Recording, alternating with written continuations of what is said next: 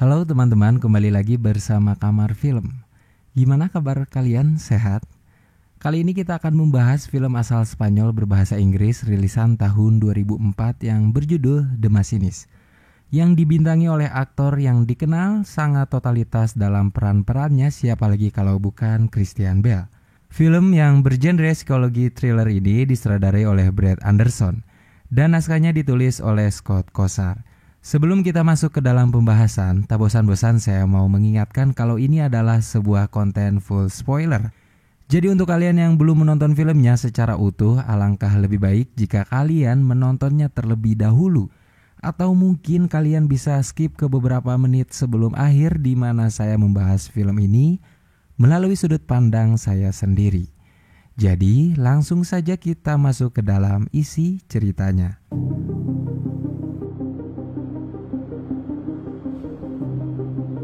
Film dibuka dengan memperlihatkan seseorang bernama Trevor mengambil sebuah mayat yang kemudian ia gotong dan akan dibuang menuju lautan lepas. Tapi tak lama, ada seseorang datang dari belakang dengan lampu senternya. Trevor pun langsung melempar jenazah tersebut. Sayangnya, karpet yang membungkus jenazah itu tersangkut dan juga ia terperangkap basah oleh orang tersebut. Lalu kita akan melihat bagaimana sosok Trevor yang hampir setiap malam menemui seorang pelacur yang bernama Stevie. Saking seringnya ia ke sana, ia pun bersahabat dengan Stevie. Keesokan harinya ia kembali bekerja di sebuah pabrik pembuatan mesin. Trevor memang seorang mekanik yang handal. Di sana, Trevor pun bersahabat dengan teman-temannya sesama pekerja. Malamnya, ia selalu berkunjung ke sebuah kafe yang berada di airport, di mana di sana ia bahkan sudah sangat akrab dengan pelayan yang bernama Mary. Dan lalu setiap jam 1:30 dini hari, ia pun pulang dari kafe tersebut menuju rumahnya. Sampai rumahnya ia tak tidur, meskipun kita semua tahu kalau Trevor sangat amat mengantuk, bahkan matanya terlihat berat. Tapi ia selalu menyibukkan diri melakukan sesuatu agar matanya tetap terjaga. Ia seperti menghindari hal tersebut, di mana hal tersebut membuat badannya semakin kurus dan kurus. Bahkan sekarang ia dipanggil oleh bosnya. Bosnya takut jikalau Trevor mengkonsumsi narkoba karena badannya yang memang semakin terlihat kurus. Bosnya pun meminta Trevor untuk tes urin agar memastikan Trevor terbebas dari narkoba.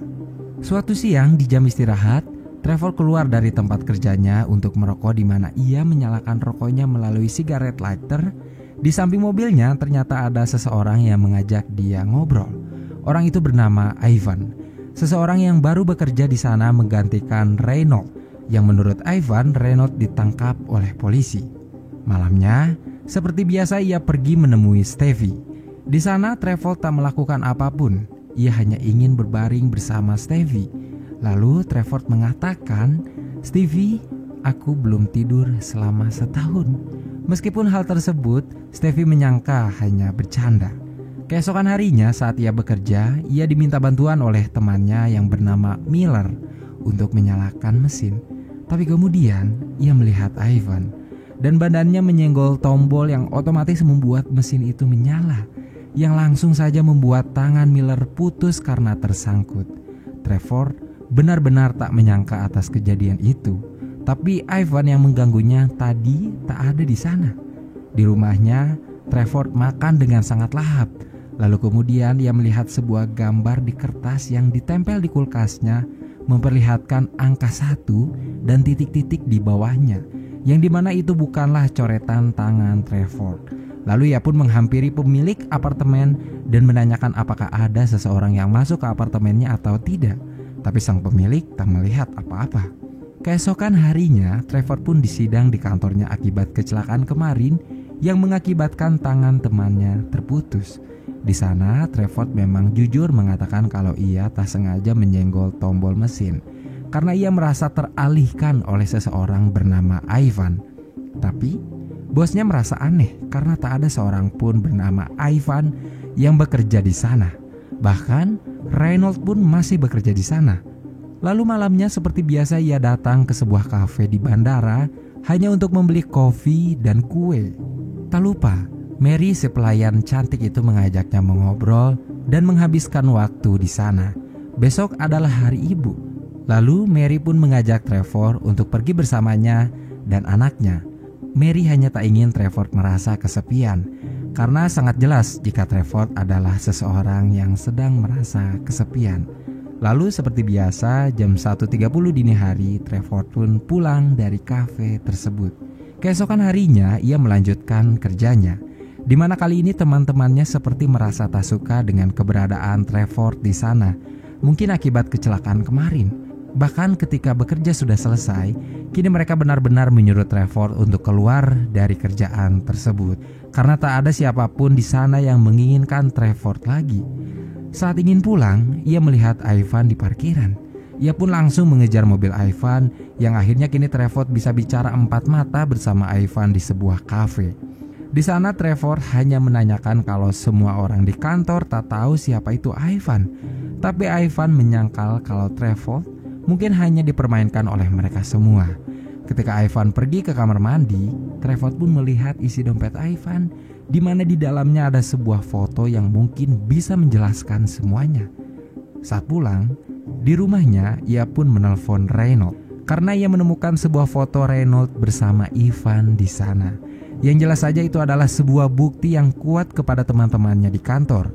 Tapi sekarang ia melihat sebuah coretan kertas baru di kulkas, di mana isi coretan itu adalah seseorang digantung dan huruf E dan R di bawahnya. Trevor pun langsung pergi menemui Stevie dan menceritakan semuanya. Ia hanya takut jika sesuatu terjadi kepadanya, tapi tak ada seorang pun tahu. Jadi ia menceritakan itu kepada Stevie, seorang pelacur langganannya yang benar-benar ia percaya. Besoknya, sesuai janji, ia pun bermain bersama dengan Mary dan anaknya yang bernama Nicholas. Ia memotret mereka berdua di depan permainan, lalu tak lama kemudian Mary ditelepon mantan suaminya dan menitipkan Nicholas kepada Trevor. Kini Trevor pun berjalan mengelilingi wahana bersama Nicholas. Mereka pun memutuskan untuk naik wahana Route 666. Di dalam, hantu-hantu buatan yang sama sekali tak membuat Trevor takut pun mereka berdua lihat. Tapi kemudian ia melihat sebuah tangan dan juga mayat yang ditutupi kain, di mana hal itu mengganggu Trevor. Lalu semakin jauh Trevor pun merasa ada sesuatu mulai tak beres. Ia melihat sesuatu yang membuat dirinya takut. Tak lama bahkan Nicholas pun seperti kejang-kejang. Ia langsung bawa keluar, disusul Maria pun menghampiri mereka berdua.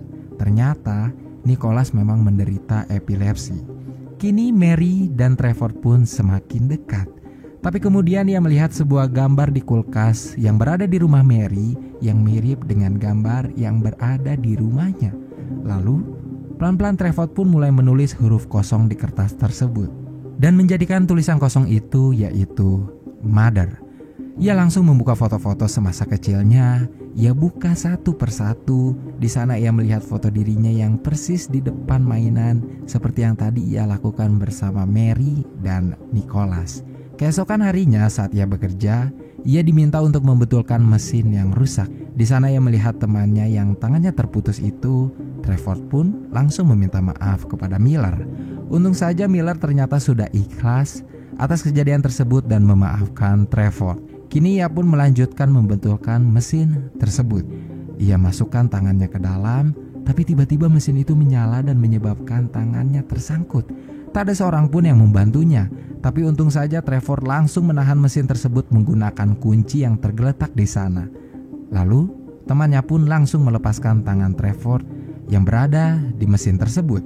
Trevor sangat marah. Ia yakin kalau semua orang yang berada di sana bersekongkol untuk menjebak dirinya. Kini ia pun ingin menunjukkan suatu foto Reynolds dan Ivan yang mungkin bisa membuktikan semuanya. Tapi sialnya fotonya tak ada di dalam dompetnya. Berkat kerusuhan tersebut, Trevor pun dipecat dari kerjaannya. Kini ia langsung pulang ke rumah mencari-cari foto tersebut. Tapi foto itu tak kunjung ia temui. Lalu ia pun pergi ke sebuah bar dengan maksud untuk menemui Ivan. Tapi di sana tak ada Ivan.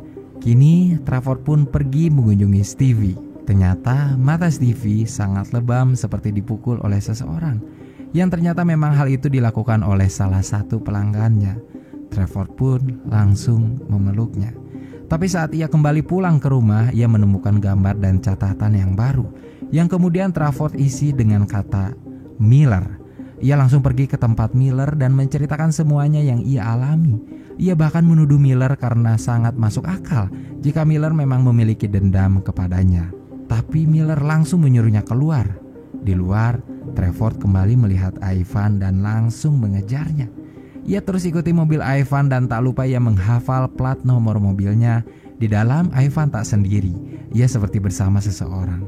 Tapi sialnya tiba-tiba mobil Trafford mogok dan tak bisa dihidupkan kembali. Ia pun kehilangan jejak mobil Ivan. Kini ia datang ke Samsat dan ingin menanyakan informasi mengenai pemilik mobil yang sudah ia catat platnya tadi. Tapi petugas tak bisa memberikan informasi begitu saja jika tanpa sebab. Kecuali jika ada tindak kejahatan di dalamnya. Sebagai contoh adalah jika Trafford korban tabrak lari. Mungkin baru bisa petugas memberikan informasi tersebut. Karena Trafford sangat perlu informasi tersebut, ia pun dengan sengaja menabrakkan dirinya di jalan yang menyebabkan Trafford lebam di sana sini. Kini ia pun menanti petugas mencari informasi kepemilikan mobil plat nomor yang dikendarai oleh Ivan. Tapi sayangnya petugas memberi informasi yang membuat Trafford merasa bingung sekaligus terkejut. Karena pemilik mobil yang dikendarai Ivan adalah atas nama dirinya, yaitu Trafford Resnick. Di mana sebelumnya Trafford melaporkan kalau ia sudah menghancurkan mobil tersebut. Trafford pun langsung lari dari sana dan dikejar oleh petugas tersebut bersama seorang polisi. Karena membuat laporan palsu memang bisa menjebloskan Trafford ke dalam penjara. Untung saja Trafford berhasil lolos dari kejaran mereka melalui gorong-gorong. Kini ia pun kembali ke rumahnya, tapi ternyata di depan rumahnya sudah ada mobil polisi. Ia pun memutuskan pergi ke tempat Stevie. Dengan badan yang sudah sangat sakit, ia pun diurus oleh Stevie. Dimandikan, diberikan baju hangat, karena sejujurnya Stevie memang sudah jatuh cinta terhadap Trafford. Pelanggan setianya yang begitu lembut dan juga kesepian. Tapi di sana ia melihat sebuah foto yang ia cari-cari sebelumnya, yaitu foto Reynolds bersama Ivan. Trafford langsung menghampiri Stevie dan membanting piring yang ada di sana, yang jelas saja membuat Stevie kaget bukan main. Trafford langsung menanyakan tentang Ivan, yang ia sangka adalah mantan kekasih Stevie. Trafford menyangka kalau Ivan memang sengaja mempermainkan dirinya karena merasa cemburu akibat mantan pacarnya ia tiduri setiap malam. Itu semua memang masuk akal. Tapi ketika Trafford melihatkan foto tersebut, Stevie memang sengaja menyimpannya. Karena ia menyangka kalau Trafford memberikan foto itu karena ingin ia simpan. Karena di dalamnya, foto tersebut adalah dirinya, yaitu Trafford. Bukan Ivan seperti yang Trafford maksud. Bahkan Stevie tak tahu apapun tentang Ivan. Kini Trafford pun pergi dari tempat tersebut dan membayangkan selama ini ia dibohongi oleh Stevie dan Ivan. Sekarang Trafford pun kembali ke kafe yang berada di airport untuk bertemu Mary. Karena mungkin Mary lah satu-satunya orang yang bisa ia percaya sekarang. Tapi tak ada Mary di sana. Hanya ada pelayan baru. Yang anehnya pelayan itu menjawab kalau dirinya lah yang selama ini melayani Trafford setiap malam. Tak ada siapapun pelayan di kafe tersebut yang bernama Mary. Trafford kembali pergi dari sana. Akhirnya ia kembali melihat Ivan bersama seseorang di mobilnya. Ia ikuti pelan-pelan mobil tersebut. Matanya terus saja terjaga meskipun sudah setahun ia sama sekali tidak tidur. Ternyata Ivan menuju rumahnya bersama seseorang, di mana itu adalah Nicholas, anak dari Mary, pelayan kafe yang selalu ia temui setiap malam. Pelan-pelan Trafford masuk ke dalam rumahnya yang gelap gulita itu. Di sana Ivan sedang asik mencukur jenggotnya dengan pisau, tapi tak ada Nicholas di dalamnya. Sekarang mereka pun berkelahi, lalu Trafford pun membunuh Ivan dengan pisaunya. Ia buka tirai kamar mandi, tapi tak ada Nicholas di sana.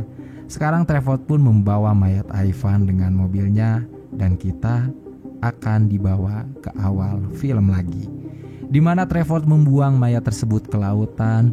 Tapi ternyata yang membuat dia terkejut, tak ada mayat apapun di dalamnya. Justru orang yang memergoki dirinya sendiri adalah Ivan. Sekarang Trafford pun pelan-pelan mulai ingat apa yang sudah ia lakukan. Waktu itu ia mengendarai sebuah mobil di jam 1:30 Dan ketika ia sedang menyalakan rokoknya, ia menabrak seorang anak di mana itu adalah Nicholas. Dan ia pun melihat ibunya yang di mana itu adalah Mary. Tapi Trevor langsung kabur dan tidak menolong anak tersebut. Saat itu ia masih orang normal yang hidup dengan bahagia. Sebelum akhirnya ia sama sekali tak bisa tidur selama setahun dan membuat badannya kurus dan kurus. Dan sekarang ia tahu catatan tersebut bukanlah Miller ataupun Mother, melainkan killer. Trevor pun langsung mengemas barangnya, memutuskan untuk pindah dari rumah tersebut. Tapi ia lihat ada Ivan di dalam mobilnya. Kini ia pun mengendarai mobil tersebut dengan Ivan di dalamnya, menyuruh Trevor untuk menyerahkan diri ke polisi karena sudah menabrak seorang anak hingga meninggal. Sekarang setelah semua kejadian dan beban selama setahun yang menyebabkan dia tak bisa sama sekali untuk tidur, akhirnya Trevor bisa tidur pulas di dalam penjara. Lalu film pun selesai. Film ini sebenarnya adalah sebuah bukti kematangan akting dari Christian Bale, di mana memang ia sengaja menguruskan badannya sampai berpuluh-puluh kilogram untuk membintangi film tersebut. Akting yang sangat ciamik menambah karakter Trevor menjadi sosok yang mengerikan dan menyimpan penuh beban akibat apa yang ia lakukan setahun yang lalu.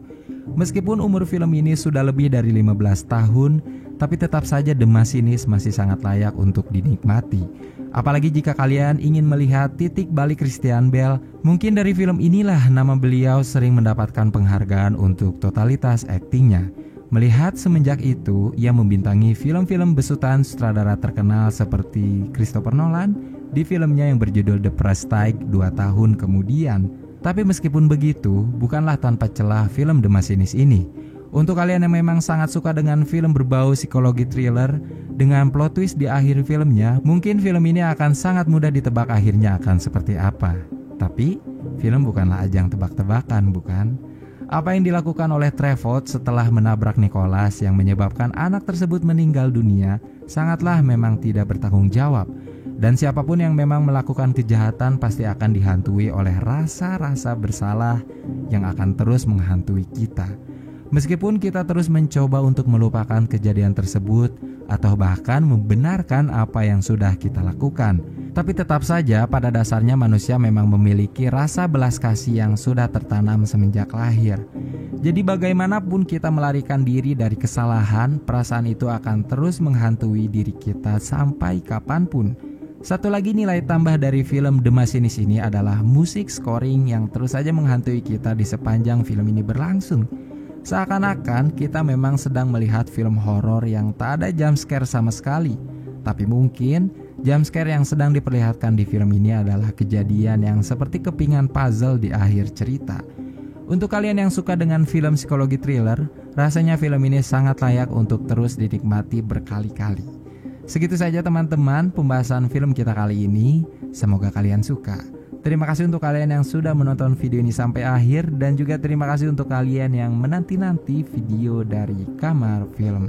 Sekali lagi terima kasih dan wassalamualaikum warahmatullahi wabarakatuh.